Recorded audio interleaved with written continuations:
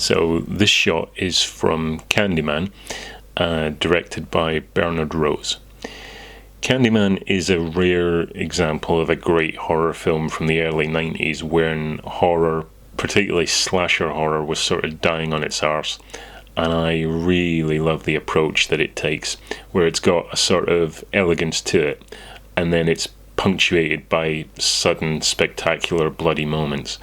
This shot shows our heroine, Helen, emerging through a wall in a rundown apartment block in Cabrini Green, which is the setting for the majority of the film, with the mural of Candyman painted on it. What I love about this shot is that it basically tells you where the film is ultimately going to end up. The perspective in this shot until Helen fully emerges from the hole in the wall makes her sort of blend in and almost seem like she is part of the mural. And in her death at the end, she gains the same powers as the Candyman and becomes part of the myth and the legend. And the final shot of the film shows that she has in fact inspired her own mural in the same place.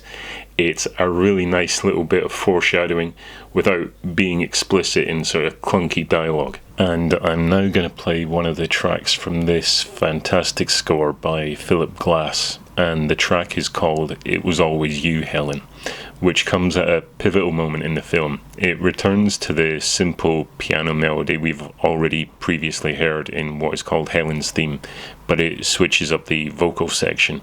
The piano melody is really effective in a subtle, sort of creepy way. Imagine feeling something crawling very gently up your back. It elicits that sort of reaction.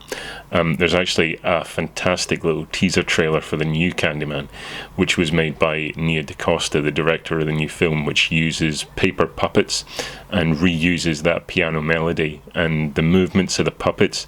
It's heading into that sort of Judderman territory. It's that kind of creepy. They complement each other really well, and I'll link it here if you want to look. But then this piece of score itself, it brings in a choral arrangement, and it almost sits at odds with the piano, which continues to underpin it. The choral arrangement gets higher and higher, and it almost feels like it's something out of an epic, and it seems like it might be heading into some sort of triumphant crescendo, only to then sort of pull away at the last minute and go back to the beginning again. It's suggestive of Helen being victorious in managing to rescue the baby from being Candyman's victim, but becoming a victim herself. She did achieve something, but it's marred by her own tragedy. It sort of shouts over the creepy notes to inform them with this backdrop of gothic melodrama.